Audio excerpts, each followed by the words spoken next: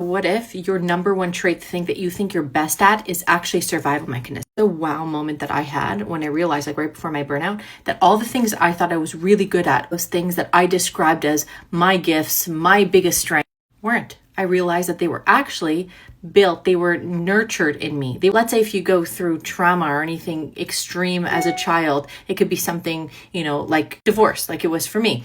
What I decided to do was try to find any type of control. So what happens naturally in divorce is that you're going from mom's to dad's house. As a kid, you're trying to kind of figure out what your future is or where you're going, right? And so you're trying to figure out some control. So what I did was I tried to overplan, overprepare, overachieve, not to miss any details. And that translated into my work life. So I ended up in corporate, making sure that everything was on point, making sure we always covered things on the agenda, and corporate loved me. But what I ended up realizing is why am I burnt out here? It's because I'm leaning on a strength that I had to nurture, not something that I was naturally good at.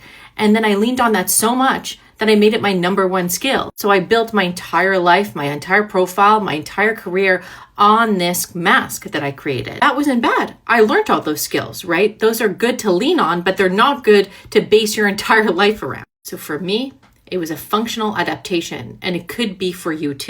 At some point, performing really well created safety for you. Your nervous system was okay, if I overperform, that equals survival.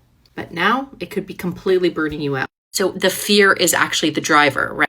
So once your body feels safe, what I learned, you won't need to overperform to survive. So there's two things here. The first step is that you need to regulate your nervous system, okay? You cannot find any answers in an unregulated nervous system. So comment regulate, and I'm going to send you the free resources in order to regulate your nervous system first.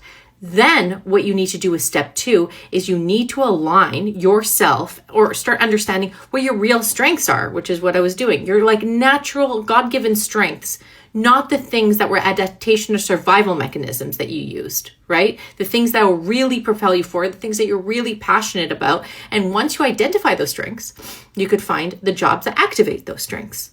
And you use all that other stuff just to accommodate this job to make you the best version of yourself, right? So you use all those other traits and skills. That's what makes you unique, but you don't base your whole job and your life on that. So comment career, and I'll send you a guide on how to find your number one strength.